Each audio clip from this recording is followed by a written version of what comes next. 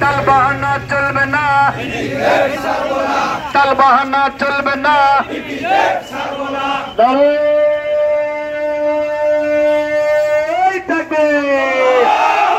আমাদের দেশে অনেক অধঃপতন হয়েছে, এরপরে হলো একটা অন্তর্বর্তীকালীন সরকার আছে। আমরা চাচ্ছি যে এই সরকারের পরে তারা একটা নির্বাচন দেবে, জাতীয় সরকার, আমাদের একটা নির্বাচিত সরকার হবে এবং তার আগে আমরা চাই, এবং নতুন সরকার হলেও আমরা চাই সেটা হলো একটা উন্নত গোবিন্দগঞ্জ। আর উন্নত গোবিন্দগঞ্জ জন্য এটা স্থিরীকৃত সিদ্ধান্ত হচ্ছে এখানে ভিজিট হবে। আমাদের গোবিন্দগঞ্জে মুসলমান, হিন্দু, বৌদ্ধ, খ্রিস্টান আছে, সাঁওতাল উপজাতিরা আছে। আমরা সবাই সবার বন্ধু, সবাই আমরা গোবিন্দগঞ্জের গর্বের নাগরিক, গর্বিত নাগরিক। এই ইপিজেডের ব্যাপারে আমরা গোবিন্দগঞ্জের 5.5 কোটি জনসাধারণ ঐক্যবদ্ধ। আমাদের কোনো মতবিরোধ নেই। সাঁওতালরা আমাদের বন্ধু, তাদের কোনো ক্ষতি হতে আমরা দেব না। যারা অরিজিনাল সাঁওতাল আদিবাসী তারা আমাদের গোবিন্দগঞ্জের নাগরিক, তাদেরকে অভ্যর্থনা জানাই। যাদের যে অভিযোগ আছে এই অভিযোগের প্রতিকার আমরা অবশ্যই করব।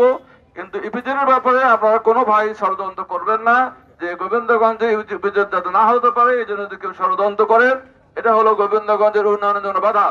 আসুন, আমি গোবিন্দগঞ্জের সকল আপামর জনসাধারণকে, রাজনীতিবিদ, শিক্ষাবিদ, বুদ্ধিজীবী, সাংবাদিক সবাই মিলে ঐক্যবদ্ধ তৎপরতা চালানোর জন্য এবং সরকারের কাছে অবিলম্বে কাজ শুরু করার জন্য দাবি জানানোর জন্য আহ্বান জানিয়ে আমরা কথা শেষ করছি। সবাইকে ধন্যবাদ। এই ইপিজেড বাস্তবায়নে কোন টালবাহানা গোবিন্দগঞ্জবাসী বরদাস্ত করবে না। কোনো ষড়যন্ত্রে আসুক না কেন, গোবিন্দগঞ্জবাসী সেই ষড়যন্ত্রকে রুখে দেবে।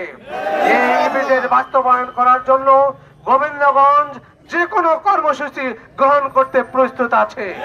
আমরা আগামী দিনের জন্য এই গোবিন্দগঞ্জ ইপিজেড বাস্তবায়নের জন্য যে কোনো সময়ে ডাক দিলে সবাই আমরা হাজির হয়ে যাব ইনশাআল্লাহ। আমরা এই গোবিন্দগঞ্জে ইপিজেড বাস্তবায়ন করেই ছাড়বো ইনশাআল্লাহ।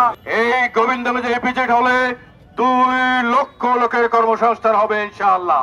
বাংলাদেশ জামাত ইসলামীর পক্ষ থেকে বিগত 6 মাস যাবত আমরা এই ইপিজেডের ব্যাপারে অনেক কর্মতৎপরতা চালিয়েছি।